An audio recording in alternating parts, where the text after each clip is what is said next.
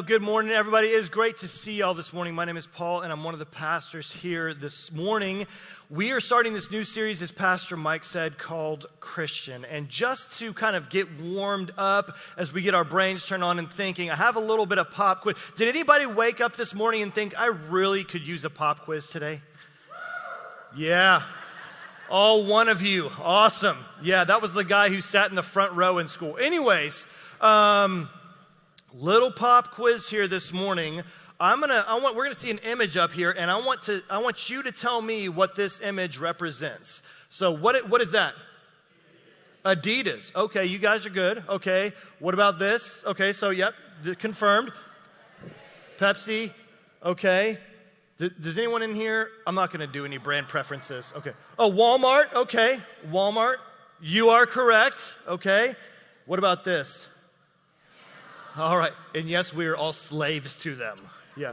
You're like, I'm not going to support a corporate America. I need something tomorrow. Okay, what about this? Guinness. Yep. Hey, at Crossroads, you can admit that you drink beer. It's fine, okay? Calm down. Okay, so when you spot those images, you were able to go, oh, that's what it is. What does it take for you to spot a Christian? Like when you see something in a person, what does it take to go, oh, it's one of them? Like how do you even define it?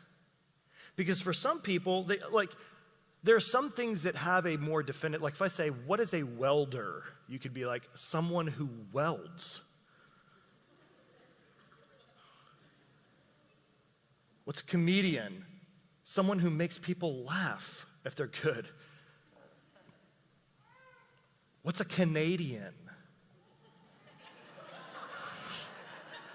Someone who says, eh? No, I'm just kidding. Someone from Canada. Okay, but like Christian people define it so differently. And there's so much wiggle room in it. Like if someone asks you if you're a Christian, and I get like we're all in different places. Sometimes we're a pretty mixed family here, and some of you in this room may be in a spot where you're like, yeah, I'm not sure what I believe faith-wise. Oh, cool, like we're all asking questions. We're glad that you're asking questions with us. But sometimes people say like, oh, I'm a Christian because I said a prayer accepting Jesus, or because like I'm basically a nice person and I'm kind of cool with the idea of Jesus. Someone I talked to recently said, well, I'm a Christian, but I'm spiritual, but I'm not religious, which I get that sentiment. It's like, I think I kind of know, but even that, I think there's people in this room who would go, yeah, I could relate to something like that, spiritual but not religious, but I'm like, well, you deserve a better identity than that. Like, you're worth a better identity, because, like, what does that even mean? And it's a fear response. You've seen people act like jerks in the name of religion, and so you don't want to be associated with that, so you say things like spiritual but not religious. But I don't think you're doing yourself justice there. I think you deserve better than that. And sometimes there's little subgroups of Christians. You know, those people. Those Baptists, those Episcopalians, those megachurches, those Lutherans, those whatever. Or you might, and I don't know if you probably couldn't make it out on the video, but that was an actual social media post I had made about what comes to people's minds when they hear the word Christian. And one of my friends said, an unsafe person. Now, I know this guy. He wasn't being mean. He was just being honest. Like that, he has experienced things in his life that make him go, yeah, when I hear Christian, I don't have safe associations with that. Like, that's not someone who I want to be like vulnerable with. And I know that there are people in this room who have experienced horrible things done to them in the name of Christianity. And to you, I just say, man, I'm so sorry. I am so sorry. Like, that is miserable. And if I had experienced what you've experienced, I would probably feel the same thing. And then now we have Christian adjectives like, okay, Christian music. It's music about Jesus. And then we have like Christian movies. It's like, okay. But now there's like it's kind of broadening out to other things like, oh, this is a Christian food company. I'm like, dude, I didn't even know potato chips could be Christian, but whatever. Like how does that work? And now there's this kind of, it creates the Christian as adjective creates this weird division thing where like, I only want to support companies that, it's like the only time we see this sort of stuff come up in the Bible is one time in the early church, there was this guy named Paul, and he was a big opponent of Jesus until Jesus encountered him, and then he became one of the most influential followers of Jesus. And some people were asking him, like, hey, because in this time there were a lot of gods, a lot of deities in this one city, and people would sacrifice animals to those deities, and then the meat from those animals would be sold into the market. And so some of the Jesus followers were like, dude, can we eat that? Because it's not like, they didn't say this, but it was kind of like the concept, that's not like Christian meat. And Paul was like, yes, it's fine. You can eat the meat. The only reason you wouldn't eat the meat is if there's a Jesus follower who's kind of new in their faith, a little weaker faith, and it kind of freaks them out, then don't do it in front of them. But other than that, like, barbecue that sucker up and enjoy it, okay? And so I think a lot of times this Christian as adjective thing really is unhelpful. We only see the term Christian in the Bible 3 times. Early Jesus followers did not describe themselves as Christian. And the first time that we see this term used, that guy Paul, who I was talking about, he was named Saul, that he Jesus. His name was changed to Paul. And in the book of Acts, they were hanging out they were with some Jesus followers in a place called Antioch, and there were a lot of mixed religions there. And in Acts 11, verse 26, the second half of it, it says, and in Antioch, the disciples were first called Christians. Okay? It's a reference not to what they were calling themselves, but what the outside community was calling the Jesus followers. And there were some suggestions that this may have even been a derogatory term. Oh, those little Christ people, right? Years later, Paul would be arrested for following Jesus, and after a few sequences of trials, he was brought eventually to the King Agrippa, and Paul was sharing his story like, dude, this was my story with what happened with Jesus and how I came to follow Jesus. And King Agrippa responded in this way. He said to Paul, in a short time, would you persuade me to be a Christian? And again, there's an inclination there of mockery. Like, well, you're going to try to make me one of you little Jesus freak people?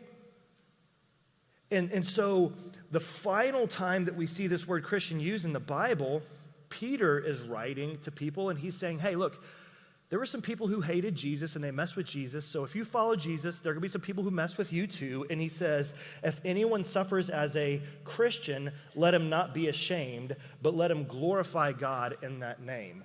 So again there, kind of seems like if anyone calls you, oh, Christian, little Jesus freak person, like, okay, you're going to suffer. But people hated Christians in that time, not for the reason that people hate Christians now. It wasn't because Christians were known as being judgmental and homophobic and legalistic and all that kind of stuff. No. It was because they so scandalously loved people. Like they loved people who society didn't deem worthy of love. They took care of the sick and the dying. They treated women as equals in a time that women were not considered to be equal human beings. They cared for the needy and the handicapped. They cared for people who were of really bad reputation. And so that's why they were kind of looked down upon. But when we see the Jesus followers and how they referred to themselves, they didn't call themselves Christians. They called themselves disciples or followers. And a disciple, the Greek word is mathetes. A disciple, the definition is a student who adheres to and often travels with a teacher, an apprentice. So it's like, oh, an apprentice. We know what an apprentice is. Like, what does an apprentice, if I'm an apprentice house painter, what am I learning to do? Paint houses, yeah. Am I learning to talk about painting houses? Maybe peripherally, but primarily I'm not training to learn how to talk about painting houses. I'm training to paint houses. And so an apprentice, a disciple, that's why many of us, if someone goes, are you a Christian? You'd be like, yeah, man, I'm a Christian. But someone goes, oh, cool, you're a follower of Jesus? You're a disciple? You're like, oh, whoa, whoa, pump the brakes, homeboy. Disciple, that sounds heavy. Yeah, like it means that you are training, you are following the steps of a master to actually live in a way and do a thing. We inherently know that disciple, even if you haven't studied the Greek word, you inherently know that the implications of disciple actually mean something. Whereas with Christian, we can just be like, oh yeah, I'm Christian. Like, I don't hate the idea of Jesus and I try to be a good person. Well, I just don't find the term Christian very helpful. Let's talk about followers of Jesus. Let's talk about disciples. And so what do we learn or practice? If we are apprentices, disciples, followers of Jesus, what do we learn or practice that would let the world know that we're Jesus people? Because we can spot an Adidas logo or a Pepsi logo and go, yep, Adidas, Pepsi, Guinness beer. But what does a person spot that would cue them off to the fact that we're Jesus people? Thankfully, Jesus tells us. In the book of John 13, now, we always say that the Bible is not a book. It is a library of books, and it's not primarily about how to live a good life and be good people. It's primarily about Jesus and what he's done for us, and then that transforms our lives. So we're in the Bible, in the book of John. John is one of the biographies of Jesus, and John records Jesus' words, and chapter 13, starting at verse 34, Jesus says, a new commandment I give to you, that you love one another just as I have loved you. You also are to love one another. By this, all people will know that you are my disciples, if you have love for one another. So how does everyone know we're a disciple of Jesus? How do they spot a Jesus person? It's because of their statement of faith. Not necessarily. It's because of their strong morals and family values. Nope. Oh, you spot a Jesus follower because of how they argue with someone on social media. Nope. How do you spot a Jesus follower? Because of their love for one another. Can't be that simple. Can it? Like how you use your time, your money, your resources. Hey, listen, how you use the tone of your voice. Your position on certain issues, but also your posture when you're communicating that position. Your actions that follow that. And so we go, okay, loving one another. Well, according to the norms and focus of Jesus' life on this earth, what does love look like? Because we use the word love pretty indiscriminately. We like tell our spouse, hey, I love you. And then on Tuesday we go, I love tacos. It's like, okay. Some of you women are like, I wish my husband would look at me like he looks at tacos. Like, I know the carne asada is good, but come on. Anyways, like, what does love mean when we look at Jesus? Well, Jesus said, greater love has no man than this, than to lay down his life for his friends. And what did Jesus then do? At the point when his closest friends, many of them were abandoning Jesus, denying Jesus, running away from Jesus at his hour of greatest need, what did he do? He literally gave his life for them. This is how Jesus loved. Romans chapter 5, verse 8 says, God shows his love for us in this, that while we were still sinners, Christ died for us. So in the moment that you can think of when you least deserve eternal, undying love, in a moment or moments in your mind where you go, man, I feel so much shame about that, I can't even think about it or talk about it, and that moment Jesus goes, I choose to give my life for you. That's how Jesus shows love. And he showed that love even before he died and the way that he interacted with people. So how will the world spot a disciple of Jesus? Because we love that way. Now, we love people like that, even if they live in our house. No, don't hear what I'm not saying. I'm not saying you should stay in unhealthy, unsafe situations. I think you know what I am saying, though. Here's a way to think about it. Jesus followers, if the way you were interacting with the people around you, even on social media, isn't making them think, man, I want what they've got, I want in on that, then you're probably doing it wrong. If the way that you are interacting with the people around you isn't making them go, man, I want whatever that is, I want it, then we're probably doing it wrong. No matter how good your morals are, which we're all about good morals, no matter how good your family values are, that is not how Jesus says the world will know we're his disciples. It is by our love. Like, if people are not drawn to the way that we love people, then we're probably missing it. And it doesn't mean that we have no moral standards. That's not what we're saying at all. It just means that when we take a moral stand, the way we live our lives actually makes people want to hear us out, which is the exact opposite of what our culture is experiencing in many respects. And so I get that sometimes the church or Christianity has gotten an unfair bad name because, like, I heard people say, someone recently said, oh yeah, I know that Christians say that people who X, Y, and Z are going to hell. I'm like, I've been in the church literally my whole life, and I've literally never met anyone who believes that.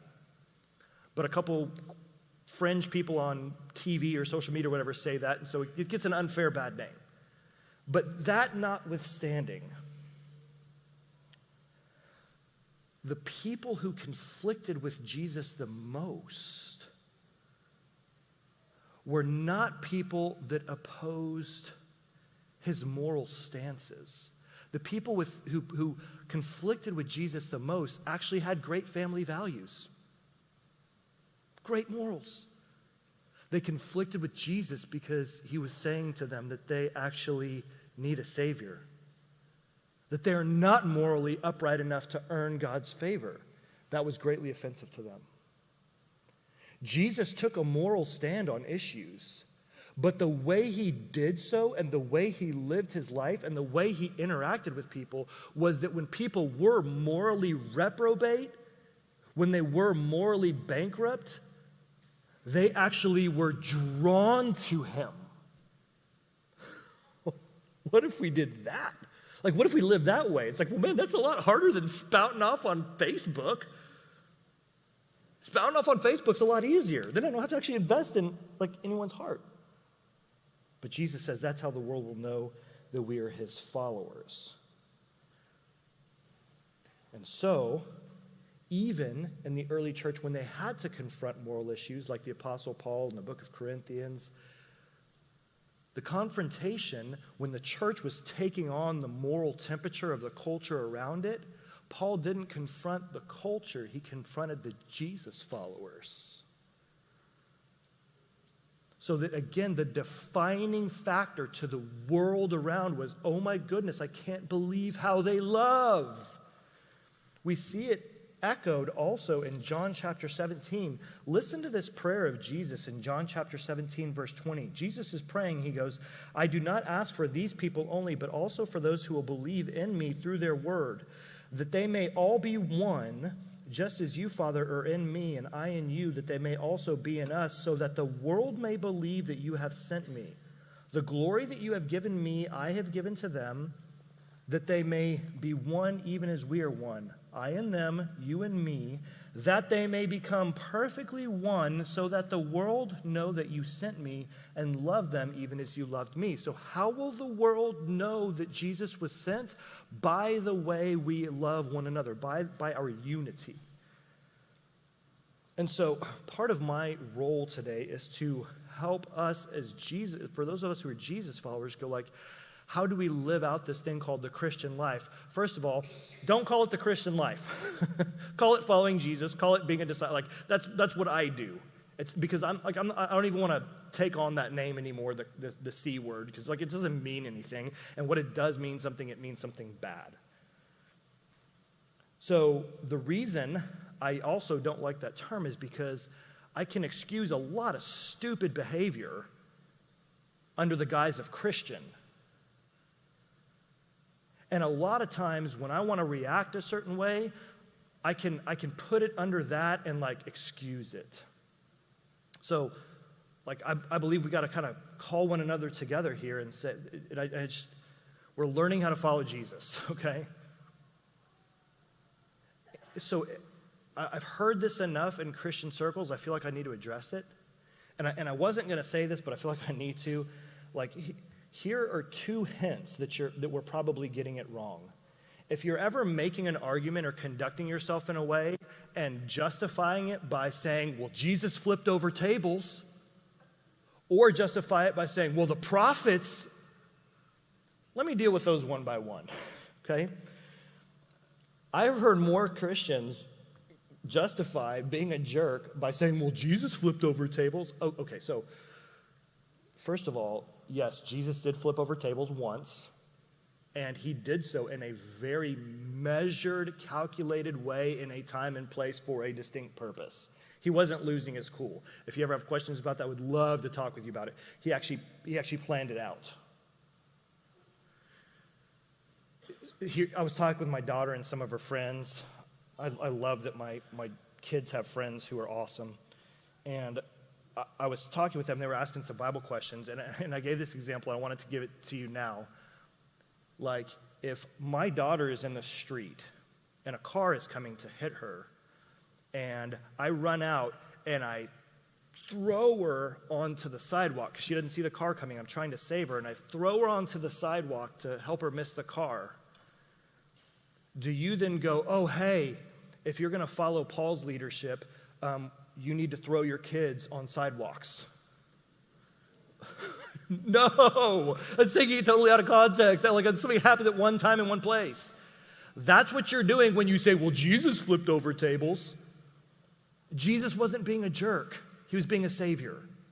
And that's the same thing is true like when we say like, well, the prophets said, the prophets did. It's like, okay, again, some of you heard me say this before, but if I say, hey, in general, it's probably a bad idea to crack open people's head and poke around on their brains. Well, brain surgeons do it all the time. You're more likely to need a brain surgeon than be a brain surgeon. You are more likely to need a prophet than be a prophet. Okay?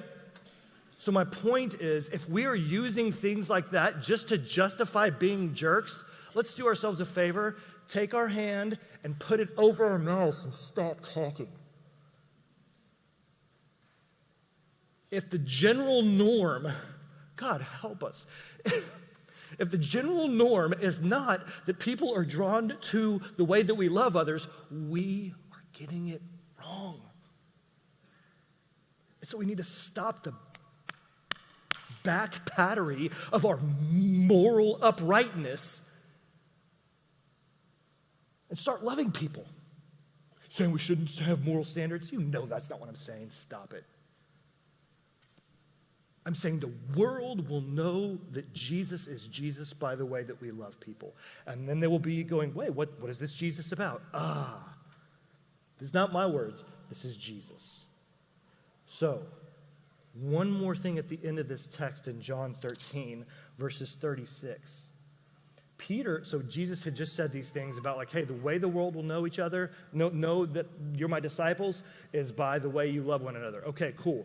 And then Peter, because Jesus had said, hey, I'm going somewhere else. You're not going to see me. What he meant was, I'm going to go die and raise again. Peter goes, Lord, where are you going? Jesus answered, where I'm going, you cannot follow me now, but you'll follow afterwards. Peter said to him, Lord, why can I not follow you now? I'll lay down my life for you. Jesus answered, will you lay down your life for me? Truly, truly, I say to you, the rooster will not crow till you have denied me 3 times. So Peter's like, man, I'm a hardcore Jesus follower. I'll go anywhere, man. I'll do anything. I don't back down. I take a stand, Jesus. And Jesus is like, Peter, you were so cute. Okay, like, because Jesus was going to go die and rise again, and Jesus knew that eventually Peter would die for Jesus and would rise. But first, you know what Peter would do? When he had an opportunity to go where Jesus was going, he would vehemently and passionately deny Jesus. Jesus is going, hey, buddy, I'm not asking for a grand religious gesture right now, okay, pal? Not asking for a grand religious gesture. I'm not asking you even right now to die for a cause. A lot of people die for causes all the time. I'm actually calling you to something more difficult. I want you to love Matthew and John and that guy. So as we look at this first consideration of the word Christian and what it means to be a Christian, if we're going to use that word, for the followers of Jesus, here's what I want to tell you first. This week, how can you begin loving someone in a way that would make the world think, I want what they've got? Like this week, what is a way you can begin doing it this week? Like even within the church, perhaps. Like we're deeply flawed people. We all know we're deeply sinful people. Like we all admit that. Like Mike said earlier, we just, it's one of the things that distinguishes the followers of Jesus is we're actually not scared to admit our deep flaws because we're like, Jesus forgives us. That's kind of the whole thing. So here we go. So what if in the community of Katy, by the way we love people, folks around here would be like, I'm deeply flawed, but I want to go be deeply flawed with them.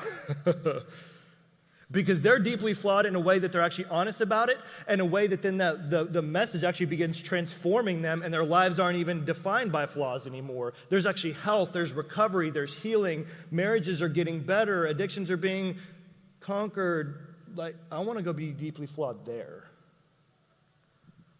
And if you're not a follower of Jesus yet, I'm going to encourage you, try praying something like this. You can take a photo of this if you need to, just whatever. Jesus, if you're real, will you show me your unique love through one of your flawed people? Like, probably wouldn't hurt to pray that. Like, probably not going to do any harm. And then you could also pray that you have the eyes to see and ears to hear when it happens, but like I just encourage you to try praying that some. And then if, I think that if we truly set aside all of the cultural silliness and listen to the words of Jesus, the first thing that we will realize is that Christian is not defined by us. It is defined by who Jesus is and what Jesus has done and is doing. And therefore, our identities are wrapped up in him, and therefore our lives begin to look like him. And then we love like he loved. And then the world knows we're his disciples. Let's pray. Jesus, thanks for loving us. Thank you that you come to us when we're weak. You approach us when we don't deserve it. Jesus, we want to be honest. We have done a poor job representing you. We don't beat ourselves up for that and go, oh, we're so stupid and bad. We just acknowledge, oh my goodness, we've been fools. We've been arrogant. We've been arrogant on the one hand, and we've also been like so self-deprecating on the other that we've just confused the world by the message that we're communicating with our lives. So Jesus, we want the world to know your love. We want to know your love. Will you give us the grace to begin loving someone this week in a way that would be compelling to the world? And Jesus, for those of us in this room who not even sure if they believe in you, will you please just show them some evidence of your unique love? That you created them. That when you look at them, you see a masterpiece of your creation. Flawed, yes. Thank you that you don't just skim over reality and act as if we don't have things wrong. Thank you that you actually acknowledge the wrong in our lives, but that you love us in a way that transforms it, brings healing, and makes it new. Will you please give us some evidence of that this week? And through us, will you show the world that we're yours? I pray it in Jesus' name. Amen.